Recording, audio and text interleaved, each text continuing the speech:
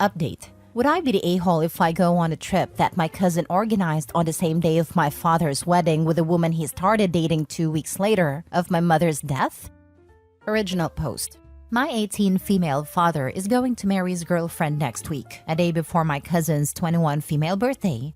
My mother died 4 years ago, and almost 2 weeks later, my father was dating that woman. I was grieving, and I had to tolerate a total stranger in the house. My father told me that he met that woman at work. The doubt that she has always been my father's mistress is always in my head, but I don't know. I don't like her anyways. My cousin organized a trip to the beach which will last a week. It was given to her by my aunt and uncle because she won a scholarship overseas in a college. My aunt and uncle won't go to the wedding. Some of my other cousins won't go to the wedding to go to the trip too. My cousin arranged the trip entirely on purpose to ruin my father's wedding since my mother was her godmother.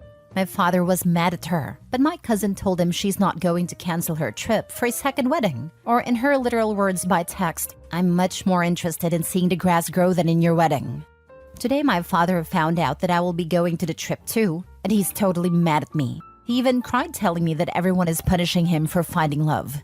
I asked him if my mother was the love of his life. They always used to say those kinds of things, and he kept crying saying that I don't understand because I'm too young.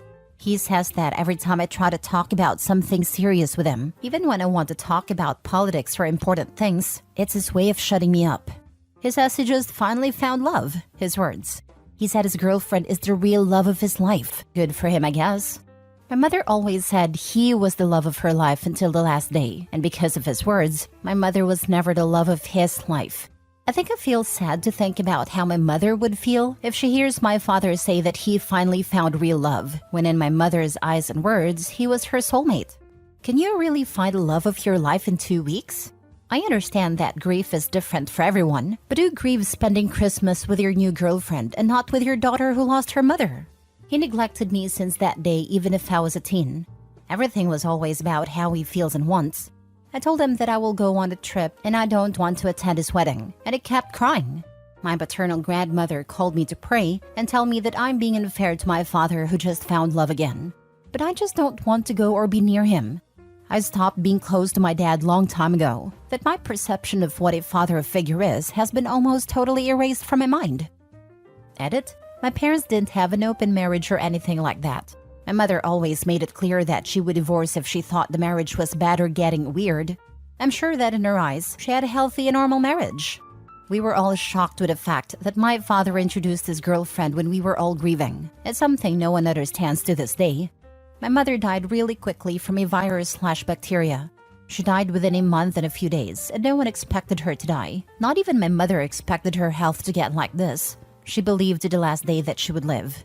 The person who took the most care of her in the hospital was my grandmother. Now for the top comments before reading the update. Not the a-hole. Do what you want. If you don't respect the relationship, why would you want to go anyways? Besides, I get the feeling this woman was involved with your dad before your mom passed. Because who the heck moves someone in 2 weeks after their wife dies? A cheater, that's who. He's just mad that everyone sees through his BS. I wouldn't go either. She didn't move into the house instantly, but she went every day and stayed overnight. It was really uncomfortable. I always suspected that she was my father's mistress, but I never asked, because my father would deny it anyway.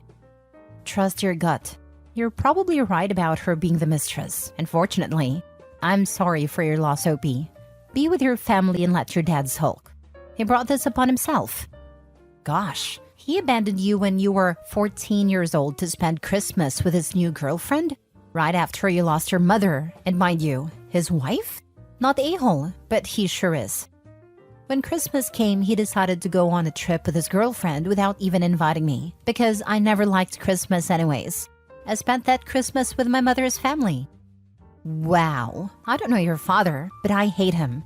You're not the a-hole. Go enjoy your trip. Not the a-hole. Who leaves their grieving child alone on Christmas? Then he wants to cry about love, he can kick rocks with his love. Now for the update. Thanks to the comments, that day I decided to talk with my father and ask him if he cheated on my mother. I got really anxious and just needed to know the truth because it was something that made me feel really nervous. After insisting in hearing him cry, He confessed to me that he had been talking and going to places with his girlfriend/friend for a while my mother was still alive and even before she got sick. My mother didn't know that my father had that kind of relationship, and it was all behind her back. He showed me some things his girlfriend shared in her IG at that time. She knew he was married. When my mother died, his girlfriend, at the time friend, approached him to comfort him. He didn't say exactly when, but I guess that obviously it was between those 2 weeks. I want to think it wasn't the day my mom passed away, because it was unexpected and we were all too busy. My father told me that it was the first time they had physical contact, but he always felt guilty about his friendship with that woman. I'm not very familiar with the subject, but I think it's what people call emotional cheating. I only know that he kept it a secret because he knew he was doing something bad. I asked him if he and my mother were having marital problems, and he said no, not at all. According to my father, his friendship with his girlfriend was something he planned to keep as a secret forever when my mother was alive and healthy. Father told me that he thought he loved my mother until he kissed his girlfriend and decided that we only live once. So that's why he took her home just 2 weeks after my mom died and did everything he wanted with her. My father's logic was that his job gave him a week of mourning. So according to him, 2 weeks was enough mourning for me. I told him that while he fulfilled his fantasies, I was alone in our home. And he kept saying the same things like, "OP, you were almost 15 years old. You were already a woman. At your age, I was already working, blah, blah, blah." I don't think I'll ever get to that level of maturity to understand his mind. I asked him that if he thought about cutting off contact with his girlfriend if my mother found out, and he said something like, "No, I wouldn't cut contact with her. It was just an innocent secret, and your mother never found out." I told him my mother would cut off his balls if he heard him say that, and he started crying again. But anyway, all of this doesn't change anything. The result is still the same. A father who neglected his daughter. I said a lot of things to him. I've been going to the psychologist for years, so I know how to manage my feelings. But at that moment, I told him everything I've been keeping to myself and he cried again. Isn't that weird? Cry when you're the one who screwed up? I only feel bad for my mother and myself. And for now, I warned him that I am going to rent the house to make money and cut off contact with him when he leaves the house with his girlfriend. He didn't complain about that, because at least he always agreed that the house is mine. I'm not going to leave him homeless or anything like that. I'm not going to his wedding. I'm not going to invite him to my wedding in the future either. I don't care if my future kids doesn't have a grandparent or anything like that. I think years ago I lost both parents, but luckily I have my family. I see myself as a person who had to mature quickly. My mother left me in charge of my father, but my father maybe decided to bury his paternal instinct next to my mother. Or maybe he never had one. He was always a regular father, so I don't care if I don't see him again. I don't feel anything for my father's girlfriend, but I just don't like her. Because I would never date a man who neglected his daughter, and she's going to marry a man like that. Anyways, we never argued and I don't hate her at all. I hope she's my father's final real love. There are people who commented saying that I was making my father look bad on purpose and that I was probably a brat who has a bad behavior, just because I'm a teen and my mother died. I don't understand what kind of education those people had, but being a teenager doesn't mean that we let ourselves be carried away by our feelings. Sometimes a minor can speak much calmer and in control than an adult, and that doesn't mean that I want to play myself as a saint. It's just how my feelings work. That doesn't mean I wasn't suffering because I didn't yell at him. Also, a random person posted my story on another subreddit making fun of me and saying that I'm making myself look like an angel. I know it's the internet, but it's sick to make fun of the people with the problems. I really don't know where I went wrong for my father to prefer to forget that he has a daughter. I don't know what I could have done wrong. Maybe the key was to yell at him and make a tantrum to get his attention, as some comments said, but I stopped caring long time ago. Your father is disgusting. He was cheating on your mom for years. No, at 15 you weren't an adult, and even if he had been, you were still his child, and you needed him. And where was he? Living it up with his girlfriend. You were right to tell him how you feel, and I would absolutely go no contact with him. He made his choice. I love how OP is too young and doesn't understand when her father wants to dismiss her and shut her up. But when she tells him off for leaving her alone, she was almost 15 and already almost a woman, and he was working at that age. Like, pick one, a-hole. I hope OP never has to speak to him again. He can take his too late crocodile tears and his homewrecker girlfriend with him on the way out. Yeah, that part. Of course, it kept moving the goalposts on OP about what she's apparently too young to understand, but old enough to go out and do. He's great at emotional manipulation, that's for sure. OP's dad is disgustingly selfish and self-centered. I'm glad a family took a stand against his abhorrent cheating butt. Cousin is a boss. I think she helped to give the rest of the family the gumption to tell OP's dad to go screw himself. Next story. Am I the a-hole for refusing to pay for my friend's wedding because she uninvited me?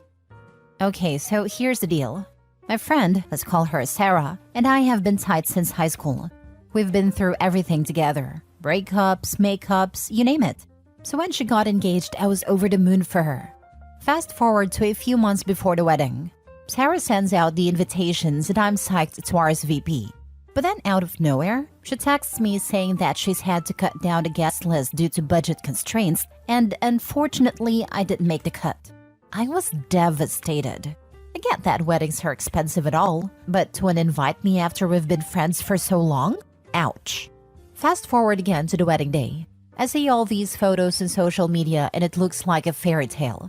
But here's the kicker. Sarah texts me later that week asking for money to help cover the costs of the wedding. Apparently, they went over the budget, and she is asking all the guests who didn't attend to chip in. I was floored. Not only did she uninvite me, but now she expects me to foot the bill for a wedding I didn't even get to go to? I told her no way. I refused to pay a single dime. But now she's saying I'm being selfish and unsupportive. Am I the a-hole here? Or is Sarah out of line for expecting me to pay for her mistake? Now for the top comments. Not the a-hole, and I hope you know that. I would stop this friendship entirely. Send her a few laughing emoticons/gifs, and then block her. One of the tackiest things I've ever heard. Thank you for your support and understanding. It's been a roller coaster of emotions dealing with this situation. To add a bit more context, Sarah and I had always been there for each other, so her decision to uninvite me really caught me off guard. I tried to rationalize it, thinking maybe she was under a lot of stress or pressure to cut costs, but it still hurt nonetheless. I don't want to cut her off, as she helped me through some tough times. Is there anything else I can do in this situation? No problem.